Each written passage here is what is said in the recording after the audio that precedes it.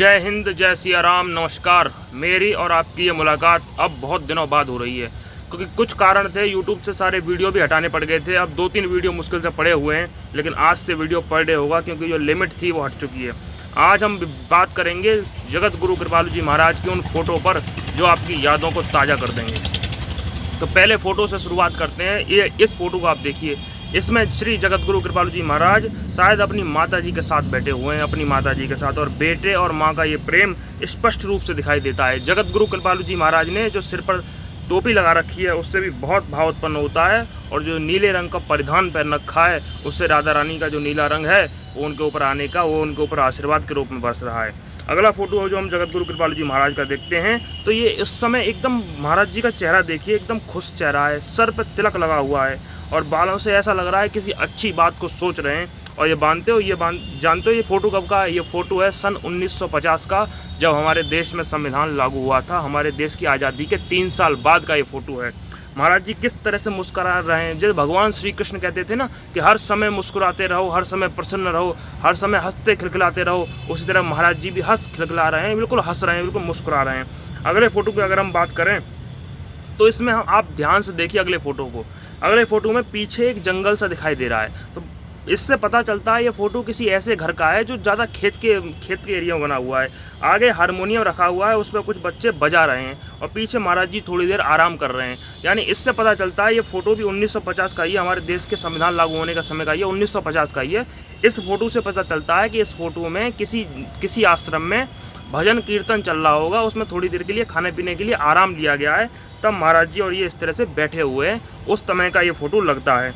अगले फ़ोटो में अगर हम चलते हैं तो ये भी 1950 का फ़ोटो है। ये भी हमारे जगत गुरु कृपालु जी महाराज का 1950 का ही फ़ोटो है।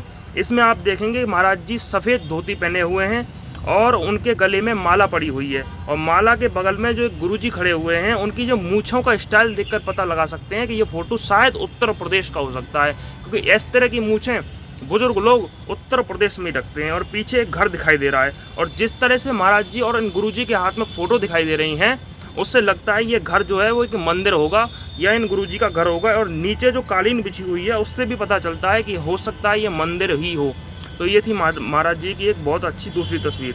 अगली तस्वीर पे हम चलते हैं तो ये भी 1950 की फ़ोटो है। ये अत्यंत सुंदर फ़ोटो है। इस सुंदर फ़ोटो में आप देख सकते हैं कि महाराज जी खड़े हुए हैं। महाराज जी ने 2 लोगों के कंधों पे हाथ रख रखा है, वो भी एकदम मुस्कुरा रहे हैं, और नीचे कई लोग बैठे हुए हैं, उनमें कई महिलाएं भी हैं, वो सब भी मुस्कुरा रहे हैं। तो ये फ़ोटो आपको कैसा लगा ज़रूर बताइएगा। अगले फ़ोटो पर चलते हैं। महाराज जी का ये अगला फ़ोटो देखिए। जो आपने ये पहला वाला फ़ोटो देखा, जो कपड़े महाराज जी ने उसमें पहन रखे थे वही कपड़े महाराज जी ने इसमें भी पहन रखे हैं, इस फ़ोटो में भी पहन रखे हैं। यानी पता चलता है कि ये फ़ोटो आगे पीछे के ही हैं, ये फ़ोटो ज़्यादा समय के नहीं है, और साल तो इन दोनों का 1950 ही है। ये दोनों महिलाएं बैठी हैं जो महाराज जी की मुझे लगता है या तो कोई रिश्तेदार होंगी और या उनकी सत्संगी होंगी, इनमें से कोई हो सकती हैं। अगले फ़ोटो पर हम चलते हैं। महाराज जी का अगले फ़ोटो पर जब हम चलते हैं तो इसमें महाराज जी बैठे हुए हैं, कुर्सी पर बैठे हुए हैं, और अगले में एक जो माता जी हैं वो उनके पैर स्पर्श कर रही हैं, और बीच में जो उनकी पुत्री बैठी हुई हैं शायद वो भी महाराज जी को नमन कर रही हैं। और महाराज जी के चेहरे पर हमें खुशहाली, एकदम प्रसन्नता साफ दिखाई दे रही है। और गले में माला तो उसी तरह है जिस तरह से बड़े होकर महाराज जी गले में माला रखा करते थे, उसी तरह से गले में माला अब भी है। अगले फ़ोटो पर चले हैं तो ये भी फ़ोटो 1950 का ही है। ये भी फ़ोटो आप देख लीजिए, काफ़ी अच्छा फ़ोटो लग रहा है। गले में रुद्राक्ष की मालाएँ हैं और वही वेशभूषा महाराज जी की है। उससे अगले फ़ोटो पर अगर हम चलते हैं तो हाँ, ये फ़ोटो कुछ ज़बरदस्त लगता है।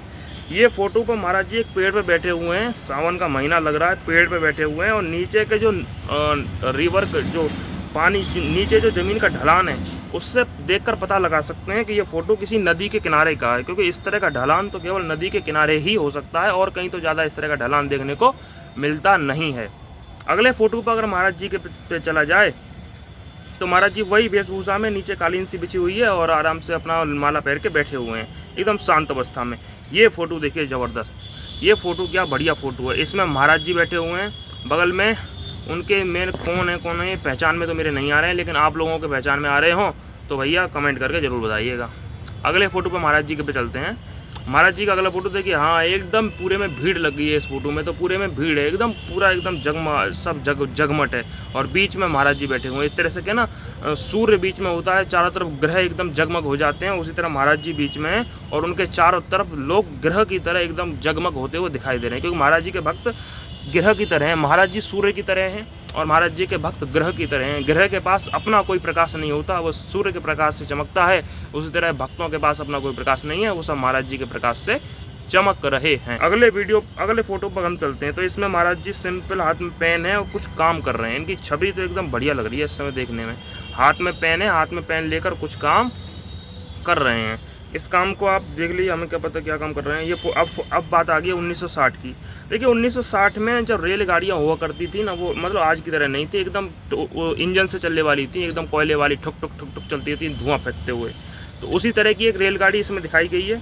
इसमें महाराज जी वही साधुओं वाला भेष पहन के रेलगाड़ी से उतरते हुए और उनके भक्त जो उनका स्वागत करते हुए, और दूर से किसी ने फ़ोटो खींच लिया। अच्छा हुआ फ़ोटो खींच लिया, हमें भी पता चला कि उस समय रेलगाड़ियाँ थी या नहीं।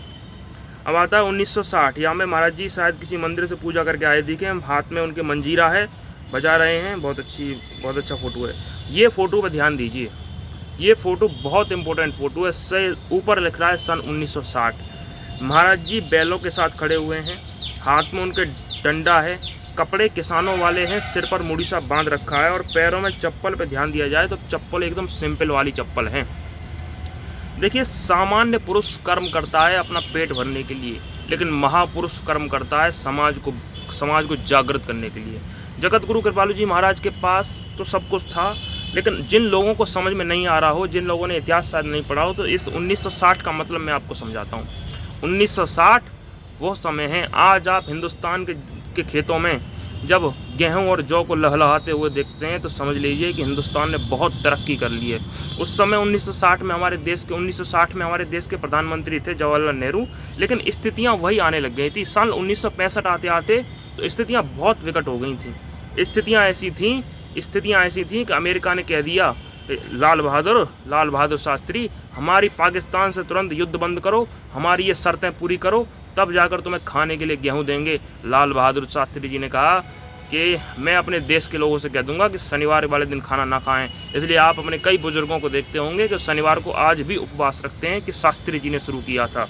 ये महाराज जी का वही फोटो उसी को चिन्हित कर रहा है कि चलो अब खेती करने का समय आ चुका है, चलो अब खेती करने का समय आ चुका है। और खेती करने के लिए महाराज जी ने यह भेष बनाया है। अत्यंत सुंदर फोटो है।